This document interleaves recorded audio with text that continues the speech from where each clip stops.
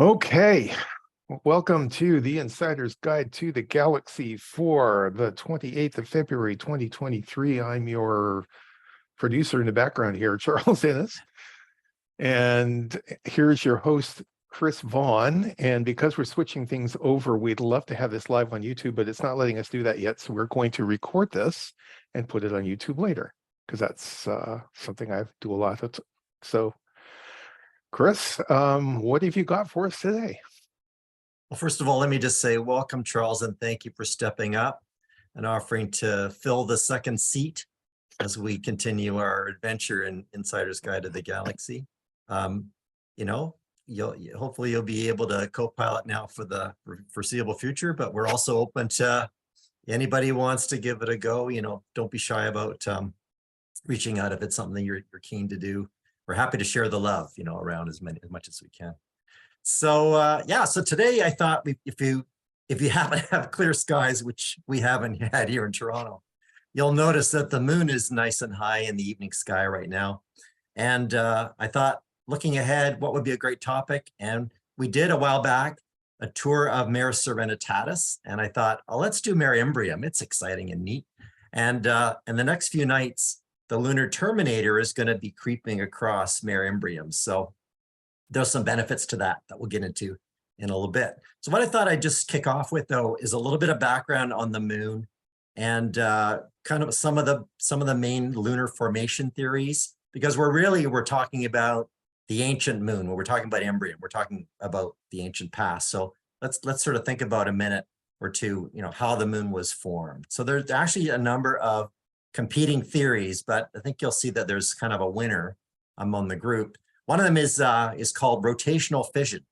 And that's the idea that the Earth was spinning rapidly enough that a blob of the Earth could fly off and become the moon.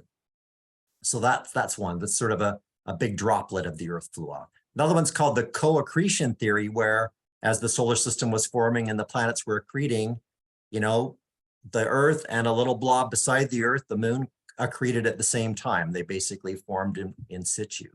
So there's that one. That's the double planet theory, if you want to think of it that way.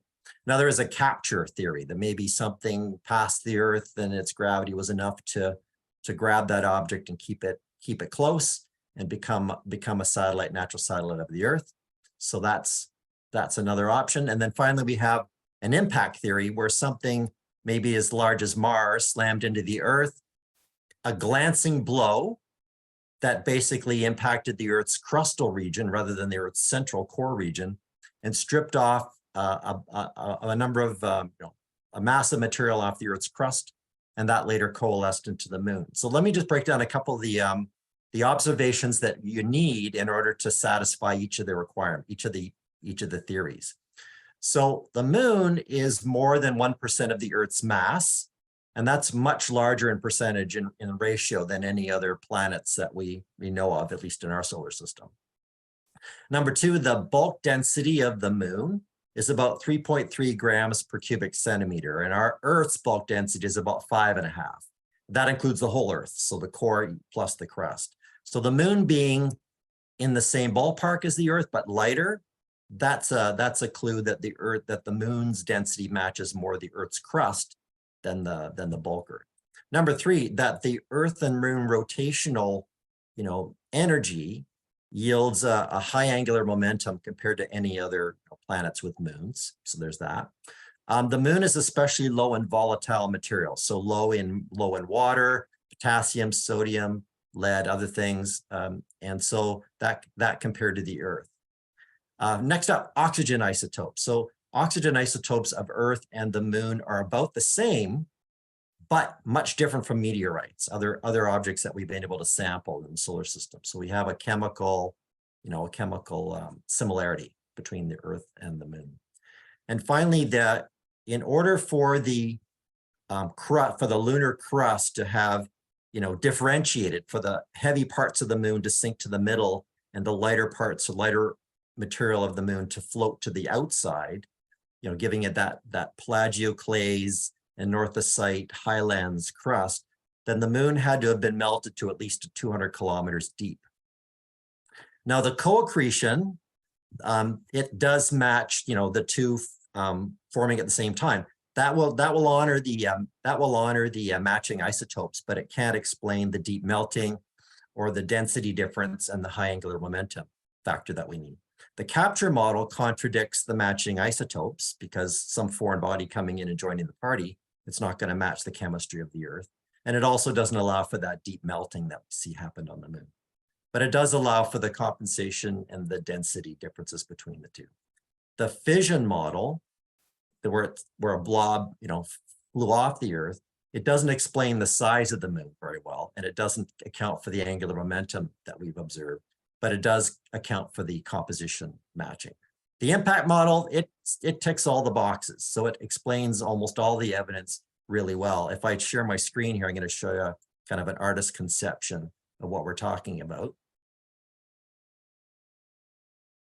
So here we go. Here's a kind of an idea of how that might have looked with an object about the size of Mars. Mars is a lot smaller than the Earth.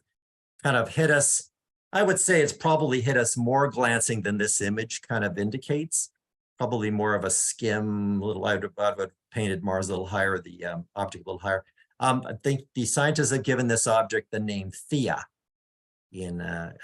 for its name, but that's kind of the idea, that Thea was the mother of Selene in mythology. So Thea must have been the name of the object that slammed into the Earth and created the moon. All right, so now I've actually seen reports or studies that say that once that event happened, that the Earth was then encircled by a disk of debris from the collision, and that coalesced into the moon very quickly, maybe as little as hundreds of years or 1,000 years, something like that. So I'm not sure that that's accurate, but it seems a little bit of a stretch, but definitely it's possible, I guess.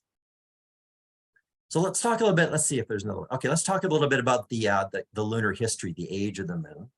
So this is actually going from oldest at the bottom of this page to the youngest at the top. So you can see here formation time of the solar system around 4.5 billion years ago.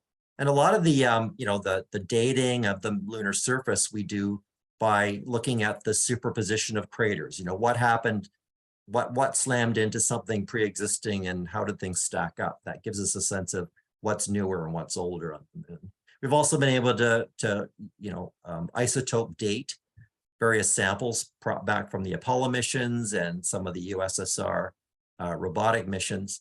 And so the way it breaks down is we start out with the pre-Nectarian period.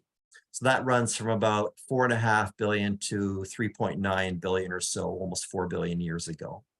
And at that point, we've got this crust of anorthosite rock, which is basically 90 to 100% whitish, calcium-rich, very crystalline rock. We call it plagioclase feldspar.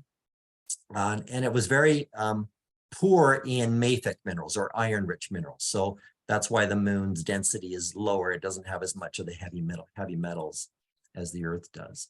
Also traces of pyroxene, olivine, all of those sort of floated to the top of the cooling moon and created this sort of light, white-looking crust, which then continued to be pummeled by things that are falling in, either residual pieces of the moon's, coalescing, and other objects in the solar system that are just kicking around. So at that point in the time, we had a minor amount of lunar volcanism, but we were getting about 30 impact basins were formed during that period. So about the oldest one of those would have been the South Pole Aitken Basin, which is on the far side of the moon. We can't see it from the Earth. And the latest of that period would have been the Mare Nectaris. So Mare Nectaris and Mare Serenitatis both happened around that time. So it depends on whether you want to sort of count Nectaris into the pre-Nectarian or Nectarian, what counts as the beginning, the event or the day after the event. So then we get into the Nectarian period, so-called, named after the Nectaris Basin, ran from about 3.9 to 3.85 billion years, so not a very long period at all. And that's the period between then and Mare Imbrium forming. So there are about 10 multi-ring basins that were created on the moon during that period. About 1,700 craters, bigger than 20 kilometers diameter, were created during that period. And the crater, some of the famous craters that you would know, or features that you would know from the dating from this period, are listed here, including the Mare Imbrium, the Imbrium Basin, some of these other minor mare that you may not be that familiar with, the crater Cleomedes, Clavius crater, and things like that. Then we get the Imbrium period, and that's split into early and late. And for reasons that we'll get to in a second, that's because early on we had the formation of Mare Imbrium. So that's sort of 3.85 to 3.75 billion years ago. That's a short period. No more multi-ring basins were generated after that period. So all the big things that were going to hit the moon had been finished with by then. And so that we get craters like Batavius, Arzachel, Cassini, Macrobius, Vitello, craters like that were formed during that period. And then a bit later on, that's when the flooding of the Mare started to really kick in. That's this sort of brownish fingering profile that you're seeing here on this upper part of this section. That represents the flooding of the lava. I think I've got some timing to put in here. Basin formation here, then the lunar volcanism starts kicking in. So in the late Imbrium period or upper Imbrium period, that's 3.75 to 3.2 billion years. And that's where you're going to get the major flooding of the dark, heavy dark colored basalts filling in those low-lying basins. And I think about 70% of all Mare regions were filled by around that time, as well as the craters Plato and Archimedes, which we'll come back to. And then we get into a younger period of the moon. So the Aristotelian period, that's 3.2 to about 1.1, 1.2 billion years ago. That's a lengthy period. That's when some residual lava flooding, lava flows continued to fill the low-lying regions of the moon, and also generating some, filling in some of the more recent craters at that time as well. So many of the craters from that era have only faint rays or no rays at all, the rays being the ejecta spread around the impact. Because the moon, tends to get weathered due to cosmic ray bombardment and ultraviolet radiation bombardment, it tends to kind of dull the bright areas and lighten the dark areas. So everything sort of gets a little bit more less visually impactful. So you lose those ray systems of the older craters. Some of the craters that you'd know of from that area would include Eratosthenes, Pythagoras, Borealdus, Theophilus, and Langrenus. So these are a lot of the craters that are part of, say, Rask's Observe the Moon Binoculars or telescope program that you'll be, looking at if you do any of those programs, major craters. And finally, we end up with the Copernican period. So that's from 1.1 or 1.2 billion years ago to today. And those are going to be the current era of lunar history, where you get virtually no lava flowing, and we start accumulating the prominent fresh-looking craters that we're used to seeing in our telescopes. There are about 40 of those that are bigger than 30 kilometers across. And the rule of thumb is that the Copernican era craters have extensive ray systems. So those are going to be Copernicus itself, Kepler, Tycho, Aristarchus, Euclidus, a number of craters that, we're used to seeing all those ray systems around. So that's kind of the way that worked. Maria formation. Yeah. And that's about half the moon's age. So half the moon's age has been taken up by this sort of more quiescent, less exciting period of the moon's geological history. So I'll shut that down. Any questions so far on that, Charles? Well, somebody said they missed what the GA on your slide means there. Oh yeah, good question. That's giga years, basically. That's geology speak. So it's the same as billion. Yeah, Also, so GA. Someone asked if where the name Nectarian came from, and I told them it was a reference to the Nectaris Basin. Yes. Yeah, we've talked about the lunar nomenclature before, but in the old days, people thought the dark patches on the moon were literally water areas. And in fact, there were even theories at a time that after we knew there was no water, they still wondered whether maybe the darkness and the flatness of the Mare was because of sediments like seafloor sediments. We now know that's not the case. but yeah, early on, Giovanni Battista Riccioli created a lunar map that a lot of us still get our names from. And he assigned weather systems and sort of human moods to a lot of the major basins for whatever reason. I don't know why he decided that, but yeah, so you get the Sea of Rains and the Sea of Crises and things like that. Yeah, good Yes. question. There was somebody saying, where did Theia go, or was it destroyed? So I understand they collided and some of it was absorbed and some of it was thrown off. And I actually saw Dr. David Kipping do a talk the other day on Cool Worlds where they had a simulation of it, and it did happen fairly quickly according to the simulation. Neat. Good. I'm glad to hear that confirmed. Yeah, I mean, who knows whether the Earth itself is actually an amalgam of the pre-impact Earth and that object's, core. Kind of fun to think about. Okay, someone Right. said, does the moon have volcanoes? Oh, I'm so glad you asked. Well, not at the moment necessarily. We'll talk about that a little bit as we go. Okay, So, and yeah. one more. It says, if you get time, quick comment on angular momentum. Oh boy, that's another day. Yeah. That's basically how much rotational energy that a system has, and the Earth, if the Earth is the kind of the head of the nut, and the moon is the tip of the wrench. The moon puts a lot of torque. There's a lot of torque on that Earth-Moon rotation because of the moon's heavy mass at not too far of a distance from the Earth. Yeah, we should do another day. We can talk about tides and all kinds of fun things about that. And we got someone asking, why were the basalt flows so late after the main basins were formed? Yeah, I'm not really sure. It might have taken some time to upwell. The moon by now has cooled off considerably in the interior. It would have been quite hot in the interior, and maybe there was still some residual differentiation going on where the heavy elements settling and the lighter elements floating. Not sure exactly. I haven't read about that, but that's a good one to look into. I'll see if I can find out about that. Yeah. All right, let's talk a little bit about lunar basins. And what I've got here, I'm showing you now, is the sight of the moon tonight. And this is basically the moon this evening as viewed from the Earth. And of course, everybody on Earth sees the same phase of the moon. I mean, by the time the Earth rotates and new folks get their turn to look up at the moon, it might vary in phase a tiny little bit, but basically on the same night, everybody sees the same phase of the moon. It's amazing how people sometimes don't realize that. So all around the world, everybody's going to see this nice waxing gibbous moon this evening.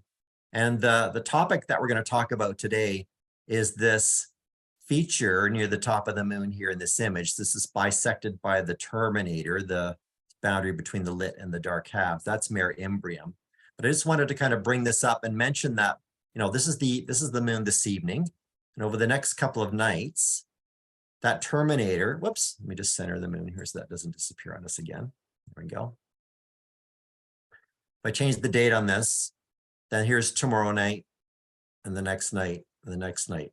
Now, obviously the moon's tipping over because of the time of the day we're looking at it. If we keep the same 8 o'clock time, then it hasn't risen as much at 8 o'clock tomorrow as it has tonight. So it does do that tilting. But yeah, you can see that the terminator is going to move west and expose more and more of Mare Imbrium till March 3rd, the whole amount will be visible. So what I want to do is I want to bring up another item here, and I'm going to share with you another web page that I think is really fun, and that's NASA's Moon Trek. And if you just search for NASA Moon Trek or just Moon Trek, it'll come up and it'll ask you, if you want a tutorial, you can say yes or no. And this brings up a kind of an orthographic projection of the moon by default. So the north and the south pole are stretched across the top and the bottom. But the magic happens when you go down here to the lower left and you click on projections and choose the 3D globe. And what's great is that now you've got the moon and you can roll it around. And as you zoom in, you get more and more detail. In fact, if you go down here to where it says base maps on the lower left, you can see here there's a narrow angle camera layer switched on. And what that's doing is basically there are places on the moon where you can zoom in and see things like the the Apollo mission, detailed close-up views from spacecraft that have orbited over the landing sites and see some more of the detail. But what I really want to talk about is these lunar basins. So, and then I'm going to swing the moon around and show you something we can't normally see. So the word mare, or mare, a plural, is the Latin word for sea, because as I said, people way back when thought that these might have been literally wet areas. They're big bowl-shaped impact sites where a large amount of material has been excavated from and left a bowl-shaped depression. And then, as we said later on, those got filled in with this dark lava. And the result of that has meant that the original lunar crust, represented by the highlands, the poles, and the region in the south here, are lighter in color and pockmarked with lots and lots of craters. Whereas the Mare regions are darker in color because they're a different rock type, and they're also less scarred because they were in place after most of the bombarding had finished on the moon. So these lunar basins, which are the same thing as Mare, they're basically a giant crater, but they have different characteristics. So they range in size from 300 to 2,500 kilometers in diameter. They typically have no central peak. A lot of craters have a central peak in them. Copernicus and Tycho and other ones have the central peak. They tend to have multiple rings. So you have this sort of main outside ring to it, but they're also interior rings that we'll look at here in a bit. They have radiating structures, so they impact the area around them. They might throw ejecta on top of the moon around them, or otherwise create lineations. And they also have the lots of far-flung material and so on. Usually the round shape is relatively obvious, but the thing is that when we view the moon from the Earth, then we get round features tend to be foreshortened if they're near the moon's eastern or western limb. So they look a little like as if they're ovals, but as we'll see here in a couple minutes, they do indeed retain that circular feature. A lot of times a lot of those sort of features that I mentioned here a couple of minutes ago about the ring structures and so on, a lot of that can be erased after the Mare gets infilled with the lava. So it's not always evident in every case, but I'll show you some examples where they still are.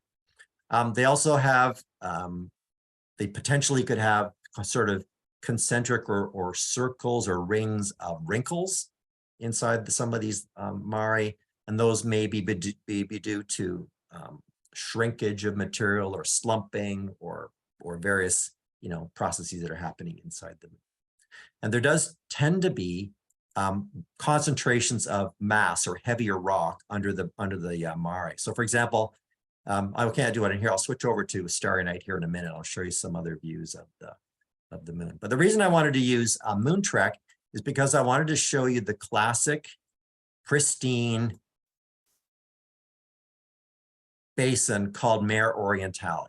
So this is Mare Orientale, or the Eastern Sea. Ironically, it's on the western side of the moon when viewed from the Earth, but they gave it Mare Orientale. This is the youngest lunar basin, about 3.84 billion years old. And it's fairly pristine because it has not been flooded by the lava. So the lava flow period was kind of done with, or perhaps didn't impact this part of the moon. It might be because of the tidal attractions between the Earth and the moon, drawing the lava preferentially to the Earth-facing portion of the lunar disk. But in any case, there's very little dark basalt inside Mare Orientale. But it's really neat. You can see from the Earth, we just get a little bit of its rim at favorable librations. So when the moon sort of tilts its cheek, exposes its western cheek a little bit more to the Earth, we can see it. But when we view it this way, we can see the whole ring structure. And one of the neat things that Charles can put the link in the chat here of work done by Bill Hartman, who is a famous lunar researcher And what he did was he did something really, I thought was ingenious. I'm just going to see if I can open up this picture for you to see it. Is it going to work? Here we go. Here we go. Let's see.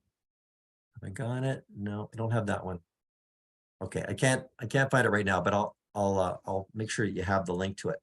Essentially, what we had is back in the day, we had photographs of the moon taken from the Earth's surface pre-Apollo. But what Bill Hartmann did is he constructed a white globe about 4 feet across, and he projected the Earth photographs onto that globe, position with the projector position where the Earth would be. And then what he could do is he could walk around the globe and photograph the moon from different angles and get features that were kind of stretched out at the edge of a photograph and view them almost as if he was a bird's eye view over top of the moon. And what he was able to do when he did that was detect, quite a bit of the circular feature of Mare Orientale. It was kind of a neat thing. So if you research, let's see if I have the name, the rectified lunar atlas. The rectified lunar atlas is what you want to look for. It says that in my notes it was a 3-foot globe, but you get the idea. All right, so let's move on, and let's just talk a little bit about what you want to look at when you're observing a lunar basin. You want to look for, if you've got your telescope, even if you've got your unaided eyes and you're just looking up, you could sort of try to notice the circular or perhaps oval if they're foreshortened shape.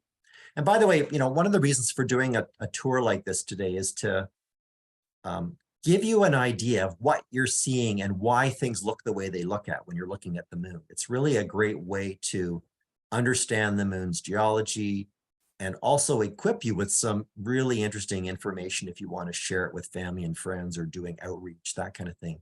So it's kind of, it's fun to look at the moon in a telescope, but when you look at it and you see, oh, that's like that because of the way that the history of the moon worked, it's even more enriched. I think that's a really neat thing to do. So yeah, when you're looking at the moon, you want to look for try to see if you can see the outlines, the shape of them. You want to look for any curved or arcuate structures that might be, surrounding or internal to that. You can also look for rills. You can look for flooded or fractured craters on the interior of Mare that have been filled in with lava. And you can look for secondary impacts. So when the material is blasted out of the basin, it has to land somewhere else. It might land somewhere else on the moon and create a crater with a lot less energy than something slamming into the moon from the outside of the Earth-Moon system. It's like that you tend to get these more gentle craters produced by the secondary impacts of the falling debris on the moon. You can also look for lineations or stripes radiating away from a basin as well. So I'm going to switch over to another view of the moon here. I'm going to switch over to this view of the moon. And we can talk a bit more about the moon's geology. Here we go. So this is one of the great reasons to use a program like Starry Night, because I can actually paint the moon with a number of different skins and data sets, so we can use that. So Mare Imbrium is that giant dominant, circular-ish dark Mare region in the northwestern sector of the moon. So it tends to be visible, after 6-7 days of the lunar cycle. After first quarter, it begins to be revealed as the terminator moves across it. So it tends to be something you want to look at, a bit later in the lunar month. And often that means staying up a little bit later to see that part of the moon exposed. Its English name is the Sea of Showers. So Mare Imbrium translates as the Sea of Showers. And we know we have a pretty good sense of its age because we've done, isotopic analysis, uranium lead dating, and things like that from samples that were returned by Apollo missions. In fact, Apollo 15 was actually sent to the perimeter, to the rim of Mare Imbrium for the specific purpose of seeing if they could sample material that had been lifted out from deeper in the moon that would exist at the perimeter of the basin. So that was why that location was chosen. They not only had sort of basin rim rock that they could sample. They also had some basalt, some Mare region, some lava they could sample as well. We'll come back to that in a little bit. So the original impact happened. When it did, the lava flows began about 500 million years later. So Mare Imbrium is about 1,150 kilometers in diameter. It's very circular. So if I roll this around and give us the bird's eye view of Mare Imbrium, just going to zoom in here and sort of move this out of the way. You can see that kind of circular shape to it. And we can use that to, and by the way, it's bordered on the eastern side by Mare Serenitatis, the Sea of Serenity. So let's look at some of the detailed features. So one of the most obvious things that you're going to see when you look at the moon, and I'll just switch this back to visible here. Let me just switch back to the other view here. Let me go back. So one of the most obvious things you're going to notice first are these arcs or rings of mountains that circle the moon, circle Mare Imbrium. And what we've got here, I'll just add a labeled version of this so you can sort of sense of that.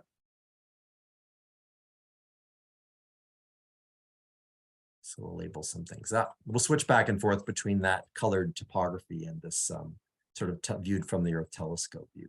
So we've got the lunar Alps at the top. Let's just advance this to another day forward. Let me just center this up and go. Let's fill up the whole thing. There we go. There we go. So we've got the lunar Alps are this range of mountains that run across the northeastern section of the moon. These have peaks up to about 2,400 meters in height. You can use your binoculars if you've got good binoculars and good eyesight, or your telescope to look for the gash, the alpine valley that bisects the Montes Alpes. And one of the challenges of the Isabel Williams observing program is seeing the rill. If you can see it in here, there's a rill which is basically a channel, a little narrow channel that cuts through this valley. So that was one of the toughest things I found to see doing the Isabel Williams program, is to be able to resolve that little narrow rill. But that's the big valley itself is very easy to see in any backyard telescope. It's we think it's about 10 kilometers wide. It looks like it's a rift valley where the moon's crust is separated and a chunk of the crust between those two edges has descended, and that's sort of by faulting, giving you that sort of a deep channel cutting through the. Let's see, and another one. Okay, we've got, so I wanted to show you the arc. So we've got this sort of curved edge to the mountains. I'm just going to come back here for a second.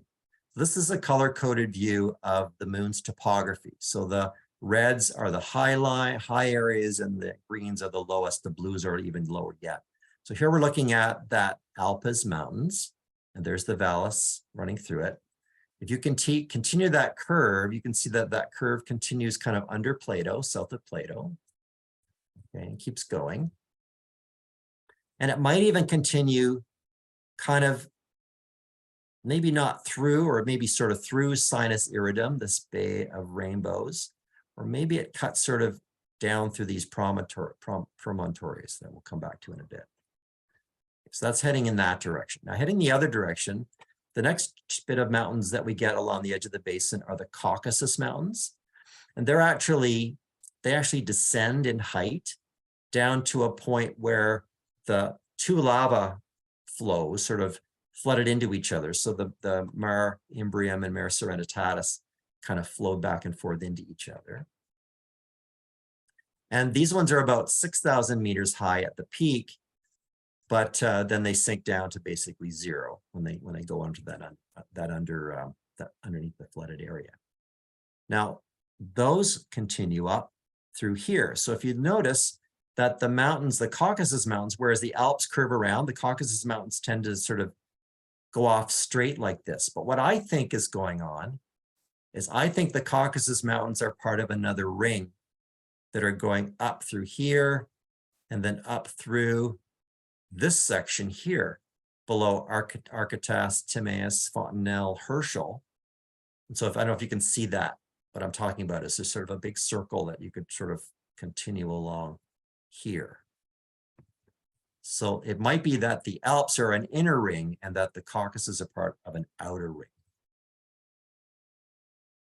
Now to the south, the mountains pick up again in the Apennine Mountains, the Montes Apenninus. And this is the area where Apollo 15 landed. And you can see that this set of mountains is very curved and very steep. So it has a steep scarp on the inside of the basin and then a gradual sloping on the outside of the basin. So what you're looking at is the uplifted rim of the basin, giving you that steep cliff, perhaps maybe 5 kilometers tall on the inside.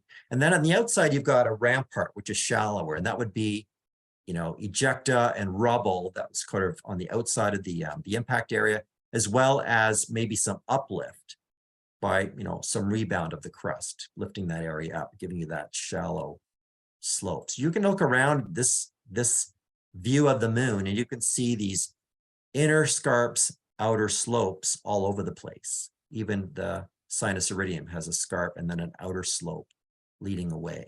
So that's a common feature to look at as well. All right, so we think that it looks like that ring continues on over here, north of Copernicus, to the Montes Carpatus, or the Carpathian Mountains as well. And this also has some of those scarps and ramparts. And then the edge sort of peters out over here in the Oceanus Procellarum region. Let me just switch back to the visible default view so you can sort of see what I'm talking about. So again, as visual observers, we don't necessarily see all of these features very obviously unless we're looking, say, at the right time of the month or the right day of the lunar month. But when we start putting objects in orbit that can give us data sets like that topography, we can start unraveling the moon's geology a lot easier. All right, so let me go back here for a second. Continue our tour. So I wondered if, you know, if that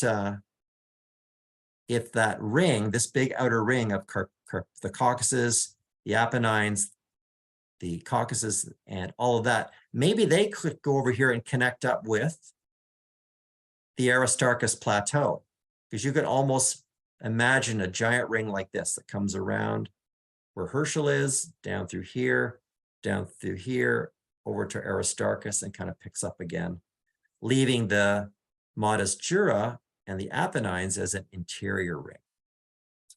It's kind of a neat thing to think about. As well as you can pick up, if you think about rings, you can also go in here to the northern edge of the Alps, and you can see we've often are asked to look for these little mountain peaks, isolated mountain peaks that are inside Mare Imbriums. You've got Mons Piton, Mons Pico, the Tenerife Mountains, and Montes Recti. And they can be, you can also almost imagine them being part of an arc or a circular arc, that maybe these are just the peaks of a ring that's been submerged. That's something to think about as well. And I wonder whether perhaps if we continue to extrapolate that idea, maybe this Promontorium Laplace, so we get Promontorium Laplace and Promontorium Heraclides on the edge of the Sinus Iridium. This actually, if we think this is sort of their old crater rim that got submerged, then why is there such a cliff here? Why isn't this sort of fade under the basalts the way this one does? So maybe this is another one of these mountains and maybe that ring is continuing under that. So it's something to sort of think about as you look. All right, so let's look a little bit at the interior of the basin. By the way, I'll just stop for a second. Anybody have any questions? Well, we got two questions. One was saying, did the impact of Theia tilt the Earth and change the Earth's orbit? That's certainly possible, isn't it? I don't know, but that might explain why Earth is tilted 23.5 degrees and some planets are not as tilted as much. So that's a good thought. Somebody asked, was the moon tidally locked when the Maria formed? The impact meteors must have just missed the Earth. So yes, I think the there is a formula, you can look it up. It's time equals, and then there are a number of parameters, including the mass of the objects and their rotation speeds. And I think if you do the math, you'll find that the time it takes to become tidally locked is rather quick. It's very fast. And that's why not many people realize, and everybody realizes, that virtually every moon of a planet in the solar system is tidally locked. So Phobos and Deimos and the Galilean moons and Jupiter's moons, Saturn's moons, they're all tidally locked. Unless they're recently captured objects, they're all tidally locked. They've all had time to stop their rotation and be locked to the Earth. So yes, I do think that's the case, that it was tidally locked early on in the process. Okay, we have someone asking, do they think that the moon had a core like the Earth and continental plates? So the moon is a fraction the size of the Earth, as we talked about. So the moon likely has a core that's enriched in iron, but probably not very much as a percentage. I may have that somewhere in one of the other presentations, but I didn't note it down. So there is going to be iron in the middle of the moon if you get deep enough. But the moon has never had enough of an internal dynamo, because an object that's smaller in mass has a larger surface area by proportion, and that means it cools down a lot faster. So that's why Mars cooled down a lot faster than Earth did and lost its magnetic field and internal dynamo. So the moon's the same. The moon's even more extreme case of that, where the moon likely cooled down very rapidly and doesn't have the internal engine that can cause or support the dynamics that the Earth does. Yeah. So John Crawford shared to everybody the origin of the name Mare Oriental, because it depends on the convention you're using, whether it's geographical or the original. And so everyone could take a look at that. And we have a question. Do we have water on the Earth before the formation of the moon? That's a good question. I would say probably yes. I mean, I'm not an expert on that particularly, and I can't tell you the profile of how water accumulated over time on the Earth. But one of the reasons why the outer planets' moons are so ice rich is because the protostellar nebula that the solar system coalesced out of was very rich in water, because I mean, oxygen and hydrogen were two of the most abundant elements in the universe. And so when you put oxygen atoms near hydrogen atoms, they want to get together and make water, make ice, essentially. So I think the original protoplanetary disk that the solar system formed out of had lots and lots of ice in it, and it got distributed throughout the solar system. The sun warmed the interior of the solar system and tend to get rid of a lot of the ice, and Mercury and heading on out. But that's why there's still plenty left over in the, Jupiter outwards sort of thing. So I think, yeah, there was lots around. Whether or not, Earth was then supplemented with extra water later, I think that's one of the theories out there, that, comets brought more water to Earth later. Not sure about that. Yeah. Well, that's Cool. it for questions for now. All right, let's carry on. So I want to talk a little bit about more now of what to look for when you're looking at the interior of Mare Imbrium. So I'm going to switch back over to my default look here. And first up, we're going to look at, arguably the biggest crater in Mare Imbrium proper, and that's Archimedes. Archimedes is this big circular feature just inside the Apennine Mountains.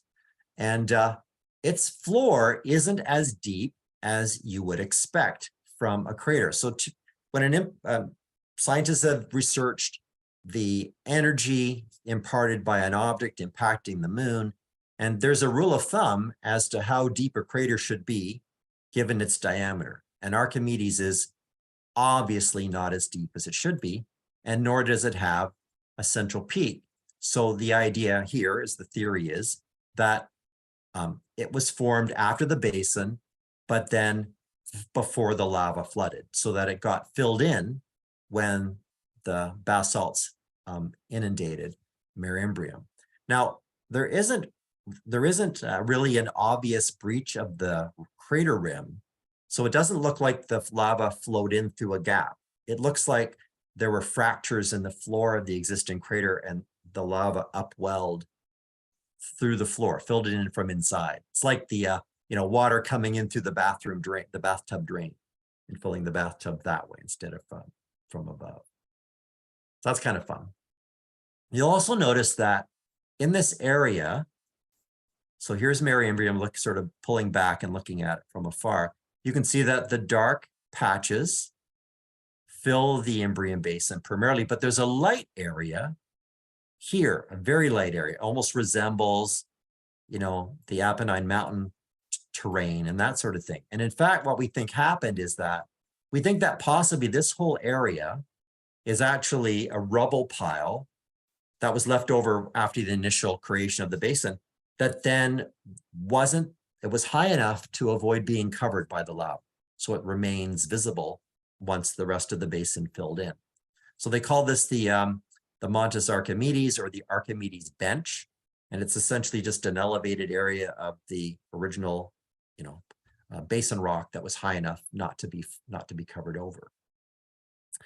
Then later on, what happened is that these craters Autolycus and Aristillus, they came in and they were created after the lava was emplaced. And so that's why you can see they have rays. But we think that they were emplaced in a section of this bench. So they actually didn't impact into the dark, lava covered mare. They actually impacted into this elevated sort of rubble region. That's why they're kind of light colored, uniformly light colored, and they have the ray system. So again, it's neat to think about when this happened, when that happened, put all the story together. It's kind of fun. All right, carrying on here. Talking a little bit about ghost craters. So there's a little ghost crater. So ghost craters are the craters that would have been there and then later infilled with the lava. And I think I can see them better in the topographic view. Let's just switch back. All right. So can you see the outline of the ghost crater here? So that's a crater that would have been there before Aristillus was made, but it got nearly completely flooded by the basalts when they came in. And there are a number of these ghost craters here and there. So there's that one north of Aristillus. I've got another one called Wallace down here near Aristophanes. So there's the Wallace crater there. And then there's one, let's see, just south of Lambert. Where's Lambert? Here we go. There's another bigger one. You can just make out not even a complete ring, but a ghost crater visible as well. And you can see some of these through your telescope if you get the sun illuminating. If the terminator is in the area, then that allows you to emphasize some of these more subtle low-lying features. So this week will be great for that. And tonight and tomorrow night especially will be really good for looking for these ghost craters. And by the way, keep looking, you'll find more of them. They're here and there, so I didn't list them all. All right, Cassini. Cassini's up here, I believe. Here's Cassini. So Cassini's another one of those craters that was created after the basin, but before the flooding. And you can see it too got filled up. But then later on, a couple of smaller impactors came in and created new craters within Cassini. So Cassini has this neat feature where you've got the interior craters in it, mainly a big flat area, and then there's a hillocky or hummocky section to it as well. So that's when you want to put your high-powered eyepiece in and take a nice look at. Again, it's got a pretty unbroken rim, so we think that the lava came up through fissures inside the crater. And then you can look around at a lot of the smaller craters. I'm not going to go through a lot of them or every one of them, but I'll mention there's Leverrier and Helicon, quite distinctive in the sort of northern regions of it. Then there's Euler. Where's my Euler here? Euler's down near the bottom. And we have Lambert and Delisle. So these have been formed well after the lava inundated. And they have the expected central peaks as you'd want. And then there are a whole bunch of smaller craters. One of the ones I want to highlight is this little one here. This is Caroline Herschel. I love promoting the women astronomers, and Caroline deserves a better crater than this, but she got one anyway on the near side, so that's a good thing. So there's Caroline Herschel. So she's there. And you can find her if you just look for the obvious duo of Helicon and Leverrier. Cast your gaze to the southwest a little bit, and the first sort of semi-major crater you'll see, I think she's 13 kilometers across, is Caroline Herschel. So take a look at that. Now, heading back to the black and white view here, the natural viewing here, I just want to talk about the color of things. So if I pull back and look at the whole basin, you can see here that there's a section up in the northeast, or the northern eastern part, where the lava is a lighter and greener tint in this image. And that's true also of the Sinus Iridum. And it looks like what happened is that this part of the basin is the original flooded floor. I believe there were 3 major flooding events that filled the basin. But this is one of the original fill and infills, creating this lighter colored basalt. And then this darker material, this is actually a flow that came in much later. And by the way, you know, Copernicus came in and painted itself all over top of the darker flow, but you can sort of see it by squinting and ignoring the Copernicus rays. And the interesting thing about this is that by the time that this layer was emplaced, the basin was quite flat, right? Because it had filled up nearly the whole bowl. So the scientists, this planetary scientists, believed that when this flow came in later, it must have been very, very liquidy, maybe like hot motor oil, to allow it to flow as far as it did. It sort of originated in the southwestern portion of the Mare and flowed north and inundated these reaches of the Mare. And it's only about 50 kilometers thick. So it's much thinner. It's a thin veneer, if you like, on top of the other sections. And you could probably, I haven't done this, but you could probably look around and find places where some of the small craters are punched through the 15-kilometer darker Mare and maybe tossed around some of the lighter. Can you see around here and here, the sort of this green halo, greenish halo? That may be where the impact has gone down into the sublayer and spread that around those small craters. Let's see, one last thing here. Yeah, so that's all I was going to say about the interior parts of the Mare for now. Any questions on that? We got somebody that's talking about the water on the moon and mining water from asteroids and so on, and extracting it. I mean, we have a number of missions that have shown that there is an enormous amount of ice on the moon compared to what they thought might be there originally, especially in the craters close to the poles where there is permanent shadows. And I think that is behind the planning by NASA to make their next missions land in those areas. Yeah, the Artemis missions. Mm-hmm. If I switch over to the topographic and I swing down and look at the south pole of the moon, you can see that there are, you know, these dark areas around the pole. There's actually the south poles around here, right around here, I believe. There are certainly craters here that would be in permanent shadow. And those are the ones that we think might have reservoirs of water for us to take advantage of when we land there. Yeah, that's another day. We could talk about water in the solar system. That's a good topic for another day. All right. And that's it for questions. Cool. A couple more things we'll look at, and then we're going to wrap up at the end with our Finest NGC Minutes. So secondary features. So I talked about this at the beginning, where you can look around and see evidence for the impact at a distance away from the impact. So I'm just going to go back to the moon trek here, because I thought that was a great, let's see if I can find the moon trek here. It had a really good interface for viewing the details on the moon. So you can find lots of lineations. So for example, just going to swing down here. So here's Mare Imbrium here. I'm just going to actually go back to the regular view. Go back to my default view here. So if you look at Mare Imbrium and you look at the section to the southeast, almost to the completely to the south, you pick up these big craters, Ptolemaeus, Alphonsus, Hipparchus. I think I can get a better view than this. Let me see if I can have, how's this alternate view look? That gives you a sense of it here. I'm going to bring up the moon trek because I think that's a better one to look at. Here we go. Bring this over here. Skip. I come back here. Go into my moon globe again. You can see how easy this is to use. I love this program. This is great. All right, so there's Mare Imbrium, their big ring of mountains. And if you swing down towards Ptolemais and Hipparchus and look through your telescope, you might even be able to see these in binoculars. Can you see all the striations, the lineations, all heading from upper left to lower right, all through this part of the moon? They're all over the place. And that's because this section of the lunar highlands was very much inundated with the ejected material blasted out of Mare Imbrium. And so it's preferentially given you a radial, it's called sculpted terrain. It's called the Imbrium sculpted terrain in this section of the moon. So when you're looking at these craters and you're seeing all these, cracks and lines at the same time, don't forget, you're actually seeing the result of something that happened in a completely different part of the moon, impacting the section that you're looking at. So that's kind of a neat effect to look at. The other neat thing to look at is for chains of secondary impact craters.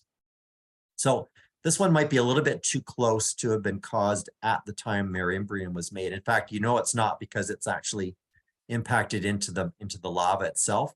But if you look around the moon and you find these sort of chains of craters or pits, sometimes they're collapsed lava tubes, but other times they're debris that's dropped bump, bump, bump, bump, bump, bump, bump in a line away from an impact site. So it'd be chains of secondary craters. So while you're looking at, one main area, you might notice a little chain of craters in the other, and stop and ask yourself, hey, is that radial to one of the lunar basins? And maybe that's something that got tossed out when that was created. All right, let's talk a little bit about Apollo 15 here for a minute. We mentioned it a little bit off the top. Let's go back here, and I'll just sort of show you.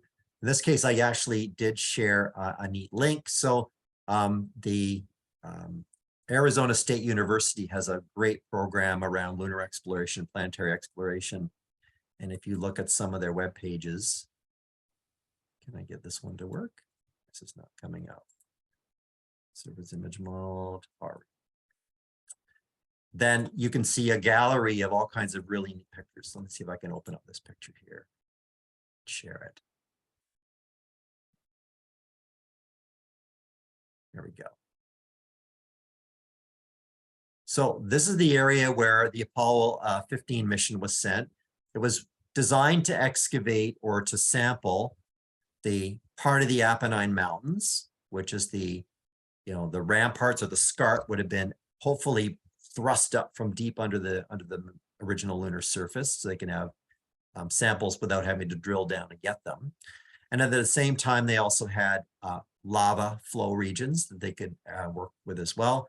And then you can see here this very sinuous feature. This is called this is the Hadley Rill, I believe it's called. Yes, I think so. And what it's doing is it's actually a lava tube. And when it's been eroded, we can actually look down into it and we can actually see the lunar topography or the lunar cross-section of the lunar crust as was cut through by the lava flowing through. And so part of the mission was to see if they could, look at some of the lunar stratigraphy underneath the surface of the moon. This was the first mission to have a lunar rover. So they were able to drive around and visit a number of these different places. So I think they were one of the most prolific geological team of all the Apollo missions. So yeah, if you want to visit these Arizona State University archives, there's some really neat imagery you can find there. All right, couple final things. Let's talk about Sinus Iridium. So Sinus Iridium, we think maybe this is a crater that was formed possibly after Mare Imbrium, but maybe not. I guess it probably would have had to be created after Mare Imbrium. We do get that scarp and rampart effect coming in. And, one of the theories is that maybe after Mare Imbrium was created, the interior of the basin slumped. And so it kind of sunk the interior part of the original crater rim. But I think the jury is out on that. I don't think we're really sure. Martin, if you read the Modern Moon book by Martin Wood, he goes into a lot of the lunar geology. And one of his ideas is maybe there's actually a fault. Maybe this is the whole thing is a scarp, and that the pre-existing rim that's missing here because it's actually sunk considerably below the original surface. So it's maybe one part of this ring, sort of a ring system. Of course, one of the things you want to look for when the terminator is crossing Mare Imbrium is there are times when the top of the mountains are lit while the rest of the terrain is dark, and that produces an effect called the golden handle around it, our sinus iridium. So that's kind of a neat thing to look at. All right, let's talk a little bit about the wrinkles. So here I was talking about the extra things you can see when the terminator is crossing the Mare. That means that any little feature is being, thrown into stark relief by the near horizontal sun rays.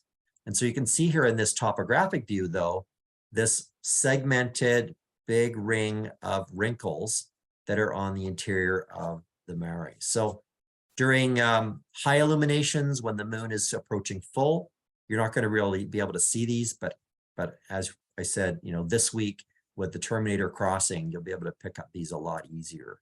And one of the neat things about these wrinkles is that a lot of them are kind of a broad raised section, and then on the top of it, there's actually a narrow, sharp ridge, almost like a two for one. You get a lump, and then you get kind of a sharp ridge on top.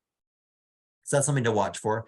The sharp ridges, they tend to sort of meander across the top of the wrinkle. Here's another couple of examples you can see here. So generally a raised area, but then a sharper, narrower ridge running across the top of it. You can see a good example of that here and here. So that's something to keep an eye out for when you're looking at that. This looks like it's the interior, ring, the most interior ring of the basin. It's about 650 kilometers across. And look what happens if I bring up the moon's gravity. So the moon's gravity is anomalously strong exactly inside that set of rings. So that may be because there's kind of a plume of mantle material, if you like, that's come up, and maybe as that heaved or dropped or cooled, then you got the contraction of the crust, and maybe you got these wrinkles formed after that. Or another theories have been that these are actually, when you're looking at the wrinkles, you're actually just seeing, go back to 12, you're actually just seeing one of the normal rings, but just draped with lava, so it smooths it out. Who knows? We need to get back there and take a look. Final thing I just want to mention, if you're looking at, if you've run out of things to explore, and I don't think you will, take a look at Plato. Plato is really a neat feature because it's visible to unaided eyes, easy in binoculars, really good in a telescope. And there are a few things that you can keep an eye out for when you're looking at Plato. So you can look for its rim actually varies in height quite a bit as you go around the crater. And that means that as at different parts of the month, as the moon is waxing in phase or waning in phase, you can actually get cast upon the flat floor neat profiles produced by this uneven height of the crater rim. So that's kind of something to look for. Notice that a crater this large as Plato should have had a central peak. That's been wiped out because the crater has been inundated with the lava and filled in, and it's practically featureless. So again, one of the challenges in the Isabel William, the RASC Isabel William program, is to see how many of these little minor tiny craters that you can pick off when you're looking at Plato. Let's see, I think that's, one last thing is that people have noticed that the brightness of Plato varies through the lunar month, and that naturally occurs as the backscatter from the geology brightens up the moon. But people have also wondered if they're seeing transient lunar phenomena or outgassing around Plato. So if it looks a little bit funny, make some extra notes, because you might be observing a situation where maybe some pressure inside the moon has been releasing a little bit of some kind of gas and kind of filling up Plato area. So that's all I was going to share about Mare Imbrium. I hope people are inspired to take a look and see what they see. I'll stop talking.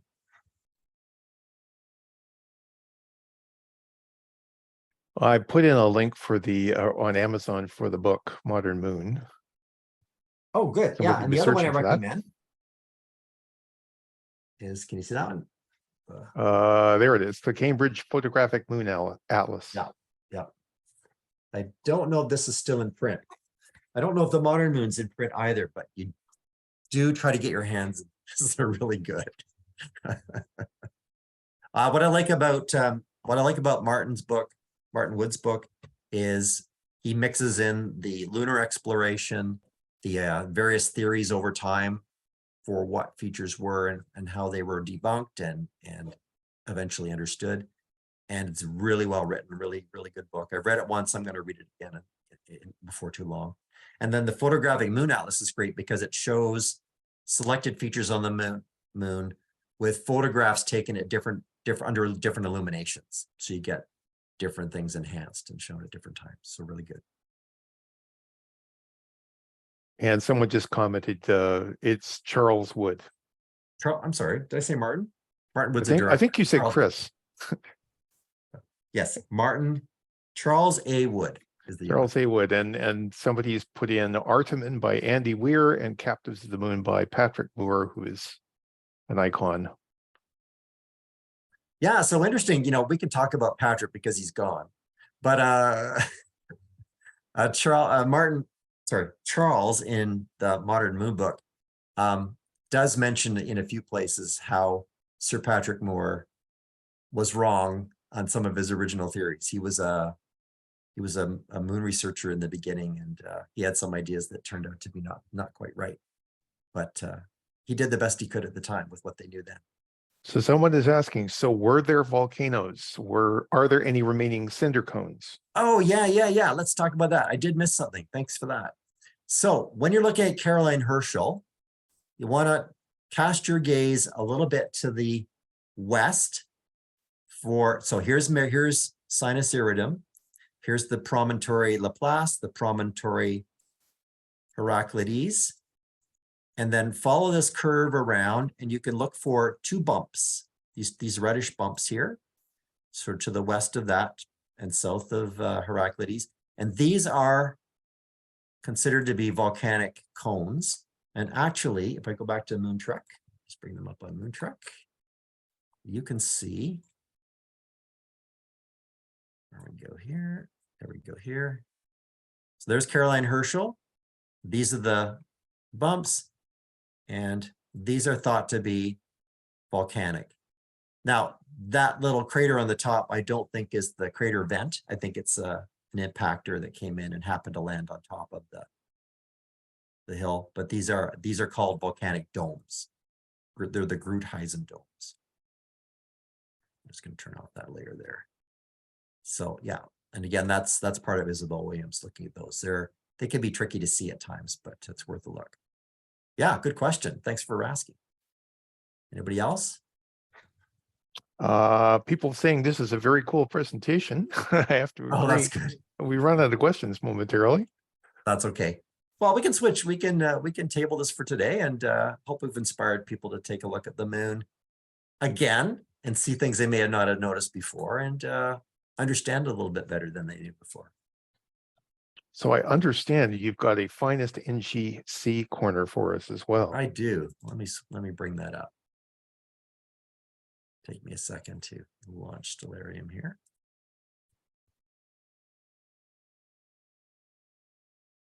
So I'm just going to look up and see whether we're finishing up the winter here. Let me just find this out. This might be the last of the winter objects.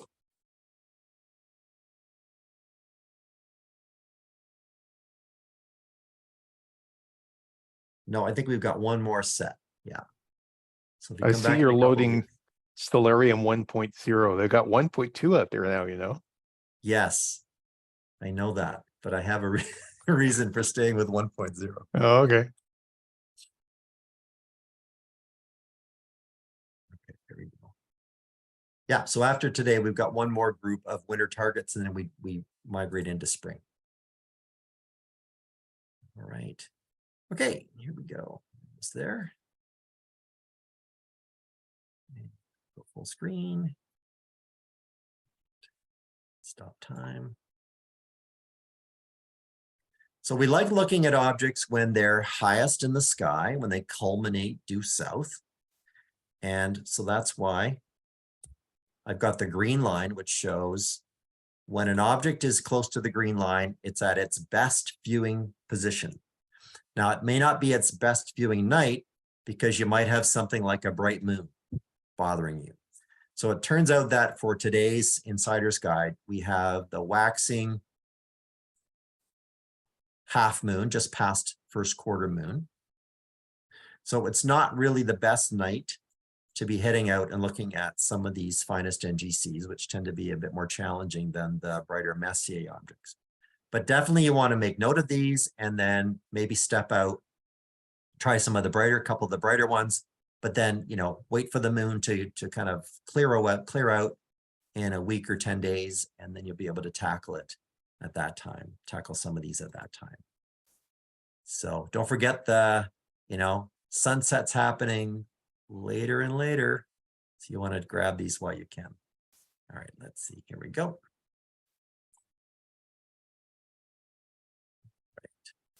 So first up, I've got, and by the way, astronomical twilight at the latitude of Toronto. So the sky will get fully dark other than the moon at about 7:40 p.m. So really, you know, if you wait till 7:40 and beyond, then the sky will be as dark as it's going to be, except for the moon. All right, first up, we've got NGC 2194, which is here near the upraised club of Orion. This is a fairly rich open star cluster. And again, the default view in Stellarium, the plotting the stars on the screen, don't necessarily show you the true representation because, you know, oftentimes for star clusters, you need all the background stars to be visible as well. And Stellarium may not load in a deep enough catalog for you to see the richness of a cluster. So I recommend using the digital sky survey button that's in Stellarium, which I can click here. And that will actually load up the background sky so you can get a little bit of a better sense of it. So this cluster is pretty spread out, which lowers its brightness. It was discovered by William Herschel back on February 11th of 1784, and it was his type 6 object number 5 in his type 6 class. You might be able to see it in binoculars from a dark sky, but really any kind of a telescope will do the job. To find it, what I did is I star hopped. Let me just bring you back to the zoom where I can zoom out. I star hopped down from this Chi Orionis star, which is, so if you look at Orion's shoulder, you've got Betelgeuse, then you've got Mu, and then you've got the pair of Nu and Chi, where the club starts to spread out, and you're going to be looking down to the, you know, lower left of that or southeast of that. So what I did is I actually star hop from there. I can actually bring up a Telrad here. Let's see if I can do this again. I think I can bring up the Telrad. I do this.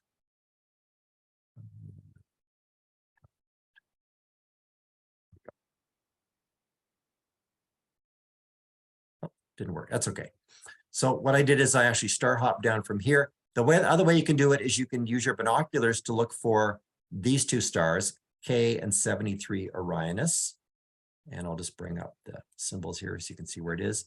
And that's literally only, I believe, a degree or less than a degree.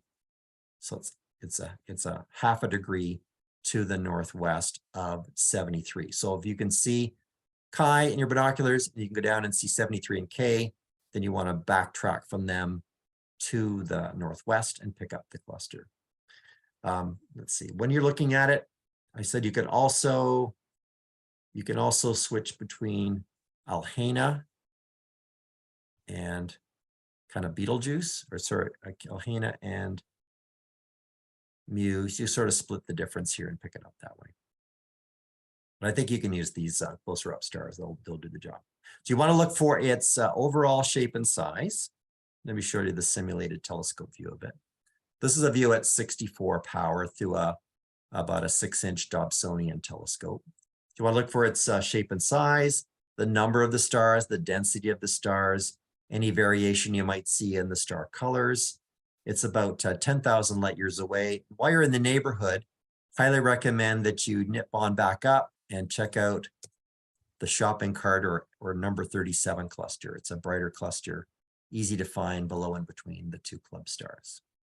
That's number one. Next one up, we've got NGC 1931, which is the Fly. So if you joined us for our tour of Auriga a couple of weeks ago, I mentioned that in the lower part of the constellation, we had the Messier objects M37, 36, and 38 open clusters. And then we also had two medium prominent nebulas called the Spider and the Fly. So the NGC 1893 is the Spider with the letter Y and all this. Sorry, that's the letter Y. This is the Spider and the Fly here. This is the Spider and then the Fly. So if you make a triangle with M36 and 38, you'll find the Spider. And then if you just jog back a little bit towards M36, you'll pick up the Fly. So this is a fairly bright but small nebula. I believe it's a mix of reflection and emission nebulosity. You'll be able to see it in a smaller telescope, the central brighter core of it, but if you have a larger aperture and a darker sight, then you'll pick up a larger and larger view of it. Discovered by William Herschel back on February 4th, 1793, and it's his class 1, object 261. And some people have described this as a mini Orion nebula because it does have an interior star cluster that you can pick up through a smaller telescope, kind of like a mini trapezium cluster, the way Orion Nebula had. I've told you roughly where it is, so you can pick it up using these big bright Messier objects. You could also pick it up kind of looking at the corners of the constellation, Hassim and Elnath, and kind of splitting the difference and heading inwards into the ring of Auriga. Now, you probably don't want, you may or may not find filters help. So I think I found that filters didn't help very much because a filter, an oxygen 3 filter, for example, will dim the reflection nebulosity. It'll only keep the emission nebulosity. So you want to look for the stars inside. You want to look for any shape or form to the nebula that you can pick out. And again, while you're in the neighborhood, you might as well, I mean, at low power, you could practically get both of them in the same field of view. So you can look at the Spider and the Fly at the same time. This is about 8,000 light years away. All right, up next, we've got Thor's Helmet, or the Duck Head Nebula, and that's over here in sort of northeastern Canis Major. So you've got the bright star Sirius to get you started. When you're in the neighborhood, then you can actually head on over and pick up this. The way I find it is, let's see, I used a wide field eyepiece, and I star hopped starting from the star Mulefine or Gamma Canis Majoris. And you could also probably sort of eyeball it by using, let me just get this over here a little bit. Kind of taking that line from Nu2 through Gamma and not doubling the distance, but maybe a third of the way past them to pick it up that way to get yourself in the neighborhood. So this is a really a showpiece object. It's got a really cool shape to it. It's distinctive and interesting. You can see it in a 4 or 5 inch telescope without any real problems in a dark sky. And of course, anything bigger than that will show you even more. William Herschel spotted it on January 31st of 1785. It's object 21 of his class 5 objects. You want to probably look at it first with at say 35 power. So I'll just change this up to, why is this not letting me change eyepieces? Eyepieces, I'll switch to 26. So you can don't want to over magnify it. Once you've got it, then you can sort of zoom in and get some of the details inside it. UHC and O3 filters will brighten up parts of the nebula. So it might even change its shape when you do that. And you do want to look and see if you can see the energizing star in the middle of the nebula. It's actually a Wolf-Rayet star, a very energetic star, illuminating the object as well. And check out any of the field stars in the area as well. All right, next up we've got the Albino Butterfly Nebula.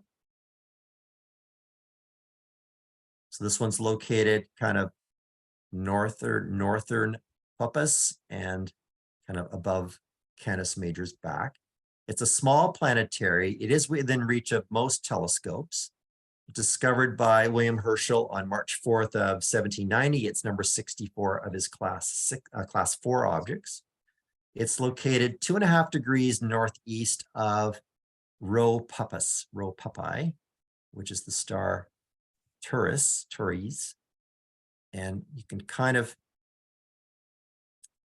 find your way about halfway from that star to Molephane and kind of jog a little bit to the east to pick it up that way. What I did is I actually found M46 and M47 first, the open clusters, which are quite prominent here. And then I wound my way south by star hopping until I picked it up. So you can use an oxygen 3 filter to brighten this one up. Again, you will want to magnify it a lot more. So this is 64 times. You probably want to go to 100, and maybe even a little bit more if you have it. And that will allow you to see some of its cool and interesting structure. It's actually got a very lobate form to it. That gives it that butterfly name that it has as well. So you want to use averted vision to pick up some of the interior structures and note down its shape and orientation and things like that. It's about 4,400 light years away. And last up, we've got the dish cluster. This is NGC 2539. This is also in Puppis as well. It's kind of in an unremarkable part of the sky as far as stars go. It's a rich open cluster.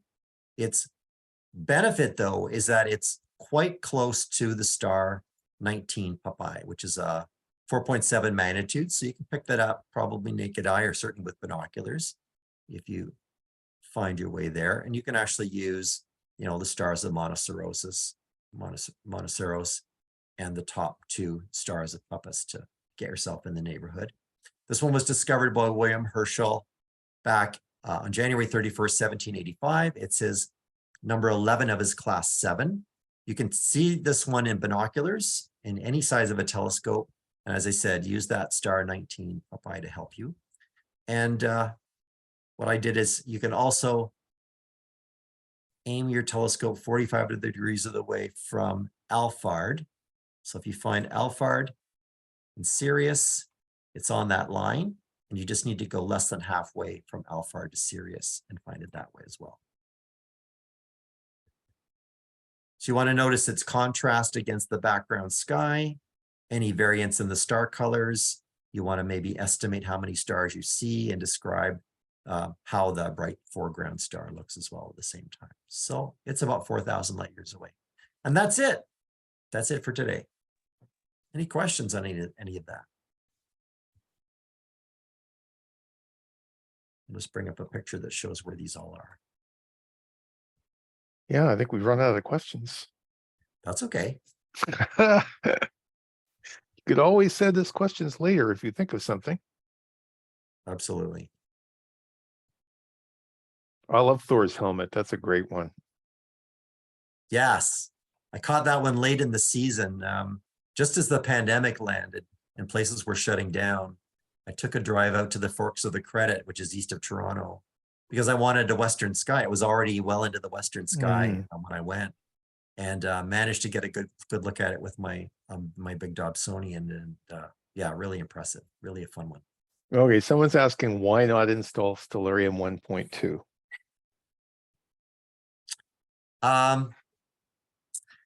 Well, one of the main reasons is that some of the star lore has been removed from version 1.2 due to disputes with copyright and that sort of thing.